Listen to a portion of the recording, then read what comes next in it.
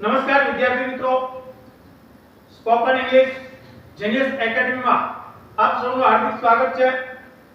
રોજિંદા જીવનની અંદર તમારી અંદર જે આસપાસના વાતાવરણની અંદર જે બોલાતા વાક્યો છે એવા વાક્યોની અંદર આપણે એક નાનકડો વિડિયો જેના દ્વારા તમે ઘરે બેઠા પણ આ અંગ્રેજી છે શીખી શકો। ચાલો સૌથી પહેલા આપણે જોઈએ નવરાત્રિનો સમય છે એટલે કે જ્યારે તમે હાવ ફ્રી હોય, આઈ કામ ન હોય તો તમે કોઈને પૂછો ભાઈ તમે ત્યારે કઈ રીતે સમય છે તમારો વ્યતીત કરો છો, તો પ્રશ્નની અંદર તે પૂછ્યું કો હાઉ ડુ યુ સ્પેન્ડ એટલે સમયગાળો ગાળો છો યોર ફ્રી ટાઈમ।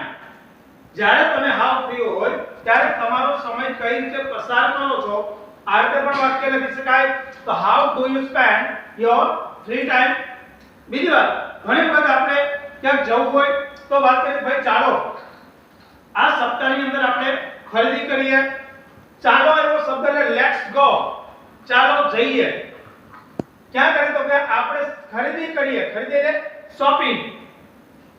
ધીસ સપ્તાહમાં છે એટલે આયા ઇન ધ વીક મૂકો તો ભલે ને વીકેન્ડ મૂકો તો પણ ચાલે। તો વાક્ય કઈ રીતે let's go shopping this weekend.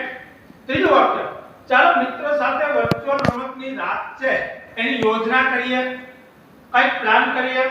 તો let's plan A virtual camp. રાતની જે નાઈટ વીક કોની સાથે મિત્ર સાથે ફ્રેન્ડ આવી ગયો શબ્દ।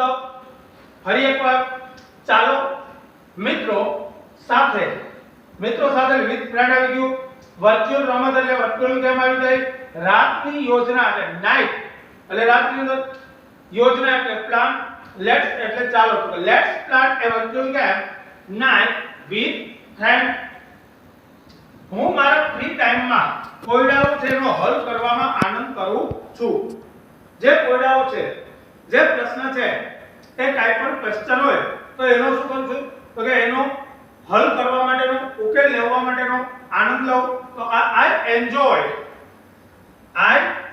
Solving puzzles in free time.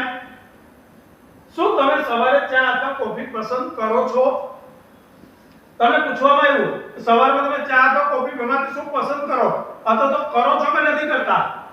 Do you prefer T or coffee in the morning? યાદ આગળ તમે કેવી રીતે ફિટ રહો છો? તમારું બોડી છે હુષ્ટ હોય, આપણે ઘણી વખત ભાઈ તમે કઈ રીતે ફિટ રાખો છો તેના માટે how do you stay fit? હું તમારી સહાયની પ્રશંસા કરું છું। કોઈ સારું કામ કર્યું હોય તો આપણે ઘણી વખત એની પ્રશંસા કરીએ, એમના વખાણ કરીએ। તો આઈ એપ્રિશિએટ યોર હેલ્પ, બરાબર? આઈ એપ્રિશિએટ યોર હેલ્પ। ત્યાંથી આગળ મને આરામ કરવા માટે થોડો સમય જોઈએ છે। જ્યારે આપણે કોઈ મુસાફરીમાં જતા હોય ત્યારે પણ આપણે એવું બોલતા હોય કે ભાઈ મારે થોડી વાર આરામ કરવો છે, તો મને આરામ કરવા માટે થોડો સમય જોઈએ છે। I need some time to relax, આરામ કરવા માટેનો થોડો સમયગાળો। મને મારા ફ્રી ટાઈમમાં નવલકથાઓ વાંચવાની ખૂબ મજા આવે છે। I enjoy reading novels in my free time। થઈ ગયા તો સુધી થેન્ક યુ વેરી મચ।